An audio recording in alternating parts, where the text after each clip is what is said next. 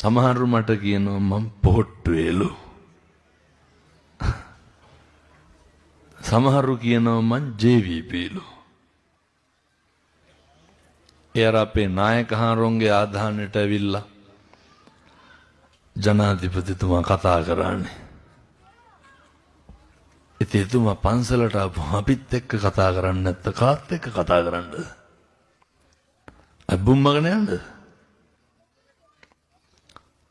මේ කිසි කෙනෙක් විශ්වාස කරන එකක් නැති වෙයි.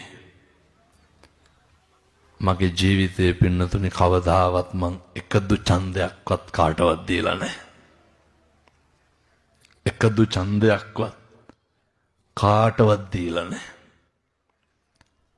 තව සමහරු කියනවා මං එවලා තියෙන්නේ දැන් අපේ ඔය කතෝලික පින්නතුන් එහෙම බණ අහනෝනේ. බුදු දහමට කොහෙන්ද ආගම? අපේ නේ ඔය හිතවත් පියතුමන්ලා හැම බණ පින්කම් වලට ඇවිල්ලා ඉඳගෙන අහනවා. අහලා කියනවා ඔය ටිකම අපේ කොල්ලොන්ටත් කියාගන්න තිබ්බනම්. එතකොට කියනවා මං එවලා තියෙන්නේ පල්ලියෙන්ලු.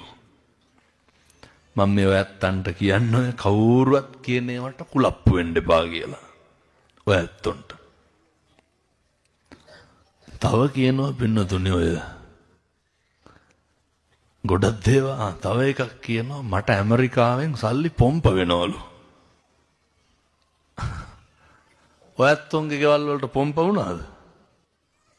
ඒකලු සෙනග ගෙන්නන්නේ ඔච්චර. ඒ මොකක්ද ව්‍යායාමේ?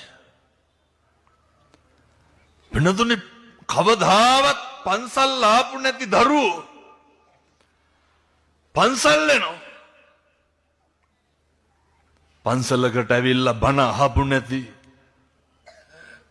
පින්නතුන් බණ අහනවා.